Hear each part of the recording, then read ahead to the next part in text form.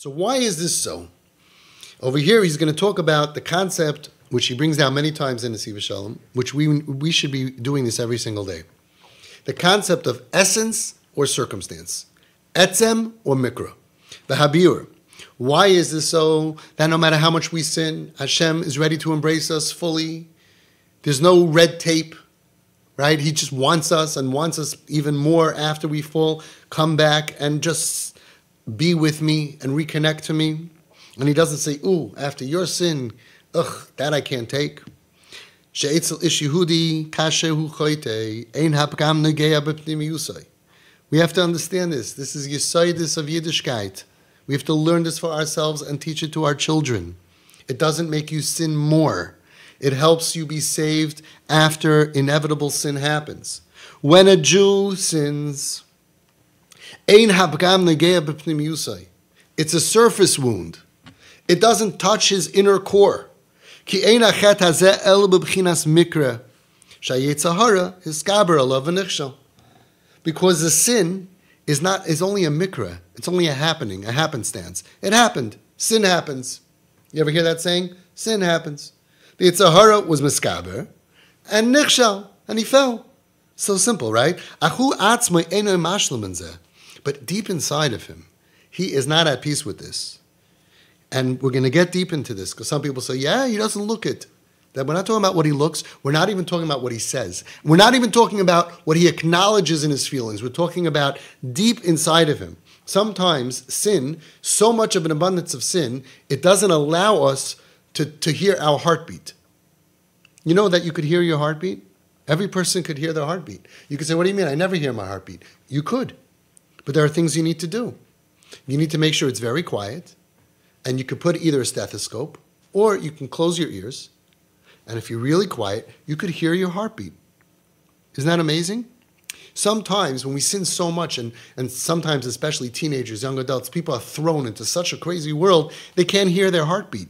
They can't hear the baskol inside of them, shuvu banim shevavim. That doesn't mean it's not real. He's telling you fact. He's telling you the reality. Inside, nothing changed. Hu atzmai einoi mashlemim zeh. The person himself is not at peace with his behavior, even when he says, I love being this way. And that's why this is why. Why do we say that they're always called children? Ki Yisrael, afal pishachata Yisrael hu. A Jew, even if he sins Yisrael hu, he still remains in the same category. Afilu kishu chayte ein hachet noigeya ella bechitzonius. You fall outside in the mud. You didn't break your elbow. You didn't break your arm. Your clothing is dirty. That's what he's saying. No matter what. It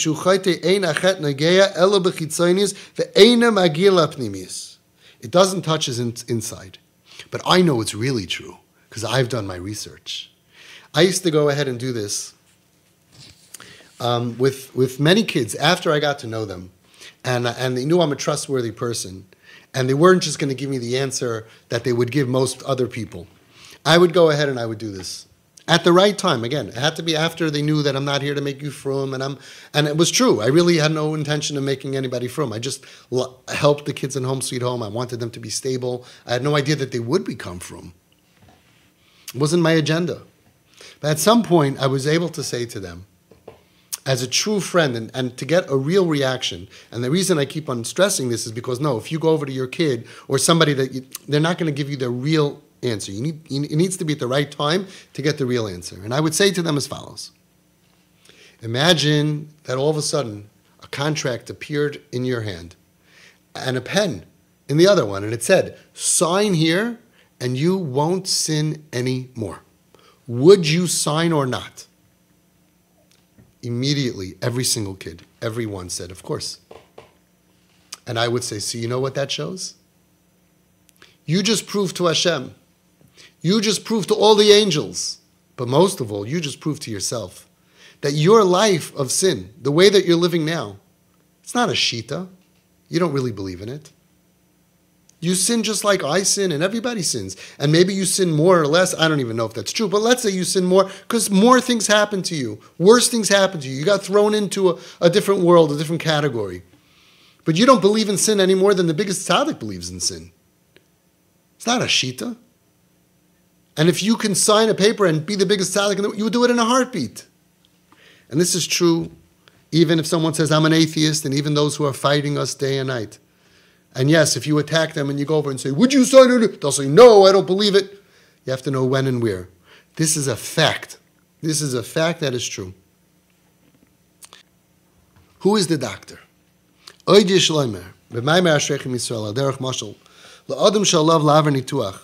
that there's somebody that he has to have an operation. So if the doctor is a stranger, so the way that nature is that the doctor is concerned about one thing, healing you from your machla. The actual tsar, pain that you have in the middle, is not his main focus. The nurses, you can call the nurses if you're in pain, and yeah, you're going to have pain, but I got the machla out of you, that's their focus. And even if they're courteous, and even if they care, but that's not their main focus. But if the surgeon is the father of the chayla, is the father of the sick person, then the child's das, the child's brain is calm, and he doesn't have to worry about any pain, because he knows ki yodeyahu shezeh koyev la'aviv k'may la'atzmai. He knows it hurts his father just like it hurts him. Uvachol tzarasam lo yitzar. That's what we say. Hashem is with us in our pain. Umashe'enim mochach lisbal lo yisbal. And any more pain, any extra pain, additional pain that he doesn't need to have, he's not going to have. His father's going to make sure that he's taken care of in the best possible way. Not just the operation, the pre-op, and the calm his nerves, and make sure he's on the numbing medication and the pain medication before the pain comes. He's going to protect his son no matter what. You should know that is what it means. We are fortunate because sometimes the purification process can be painful. Sometimes the purification process is an operation. Sometimes a person, to be saved, has to be ripped out from his friends or from his situation. Sometimes a person, for his soul, for the purpose of his soul, which we don't understand, Gilgulim, but for him, he has to go through pain. I've had so many parents come to me with children who were off the derech, and the parents were in tremendous pain. And 2 years later, 3 years later, they save their kids, and they say themselves that they are different people, much more compassionate, loving, derhaibin, higher, closer to Hashem, more amunah, more bitachon, bringing out mikayach el apoyel, all of those ideas to really rely on Hashem, really beg Hashem, really want Mashiach to come. All of these things are much, much, much more brought out and higher because of what they went through. So yes, sometimes there's pain involved. But if you know that who is doing the purification, who is doing that process, who is scraping off the boils or the burn that Nebuch, sometimes they have to scrape off something in order to heal the wound. Who's doing it? Is mommy, is tati, somebody who loves me and is all my pain they feel my pain. At least you know that you're not going to get a careless person who doesn't care about that. A regular nurse, she's going to have to clean the wound. She'll clean the wound. She doesn't care, even if they do care, but it's not the same as a mommy and a daddy. Mommy and a daddy will make sure you shouldn't get one drop more pain.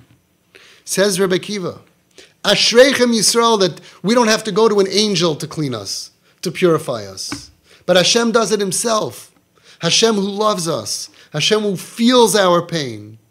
And that's how we know that even in our worst situations, we are best off. And that's a reason to say Ashreichem Yisrael. So how can we do this? How can we pull this down? The way to pull down this bechina, this concept of that our Father in heaven is taking care of us. Even in a situation where I am not deserving, I'm not behaving properly, I'm not good, I'm not doing my end of the relationship. Still, still it's going to be brought out that level that we are Hashem's children. How do you bring this out on a higher level? And this is especially relevant when we need miracles, when we really need salvation. Says the Nesiv Shalom, the way to bring it out, Shehudi Maimin ki banim atem al Shem Elokeichem. Uve'etzem koyecho amuna mamshichin es hamadrega gavoya hazois b'chinas banim. When you think to yourself, Hashem doesn't care about me, it lowers the relationship. When you call out, Tati, I know that you care about me the same, and even more, because I'm in physical pain or emotional pain. And guess what? Even spiritual pain, where I sin against you, you know how bad this is for me, for my Olam Haba, my eternity, and even especially for my Olam Hazeh. So I'm calling out to you, and I'm saying, Tati, help me. When you have emunah that you believe that I am Hashem's child, when you believe that you are Hashem's child, that brings out a higher level of emotions that are mamshich the madrega hagvoya b'chinas banim. And with this we could understand the beautiful, beautiful pshat that he brings out in Rosh Hashanah, that is brought down in Teiras Avos, which is the sefer that the Nesiv Shalom wrote from previous Slanima legacy. And he brings that from Maran Asaba Kadisha Mislanim, Schus Yagan Aleinu, one of those cute little nuggets. We say, Hayoim Haras Olam. Today is the birthday of the world. Hayoim Yamid B'mishpat Kol Yitzurei Elamim. Today Hashem judges all creations. And then we say, Im Kibanim, Im Kavadim. Either like children or like slaves. Either. Who's deciding either? Sounds like we're saying, okay, Hashem, you decide. Im Kibanim, if you want to treat us like sons, then have mercy on us like a father has mercy on his son. But if you're going to treat us like slaves, our eyes are looking up to you. Says the Saba Kadisha Mislanim. No. We're always banim. What does it mean? He says, Hayoim Yamid B'mishpat Kol Yitzurei Elamim Im Kibanim Im Kavadim. That is the mishpat. The mishpat is on us. How did we behave? Al ze gufa ha-mishpat im yu kibonim o ka'avodim ze ikar ha-mishpat. Hashem is judging us to see how we behave. You can bring your father a glass of water because that's your job and he said he'll pay you if you do it. Or you can do it because you love him. We can do mitzvahs because we're slaves and we have to because we're commanded to. We can behave like an eved, or we can behave like a son who wants to make his father happy. That is the gufa, that is the mishpat. If we behaved like banim, mida keneged mida, kerachim av abanim, kein teracham Hashem aleinu. If we served Hashem as avadim, so then he's our master. Oh, you think Hashem is your master? He treats you like a master. We get to decide. Now, how would you like it? This coming Rosh Hashanah, how would you like to be treated? Would you like to be treated like a slave? Or would you like to be treated like a child? It depends on you, on how you serve Hashem.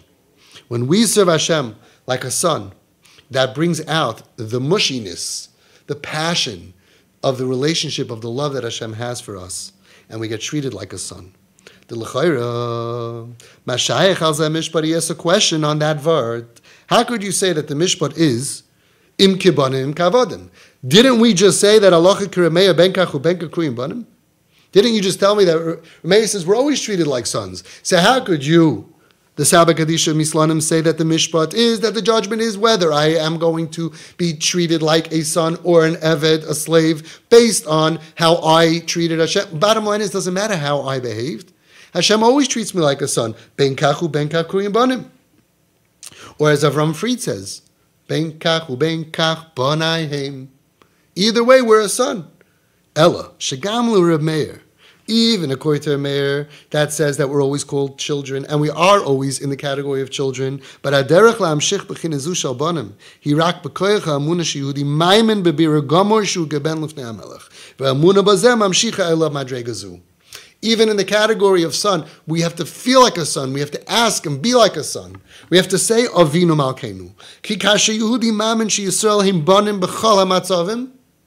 When you believe that you are a son of Hashem in every situation, meaning when you're not behaving properly, Hari Kivin Shemaim and Shehu Ben, since you believe that you're a son, and you want to behave like a son. Because by saying, Hashem, I know you're my father, I'm your son, then what you're saying is, even if I can't yet, But I really wish, like signing that contract, oh boy, I wish I could act like a son.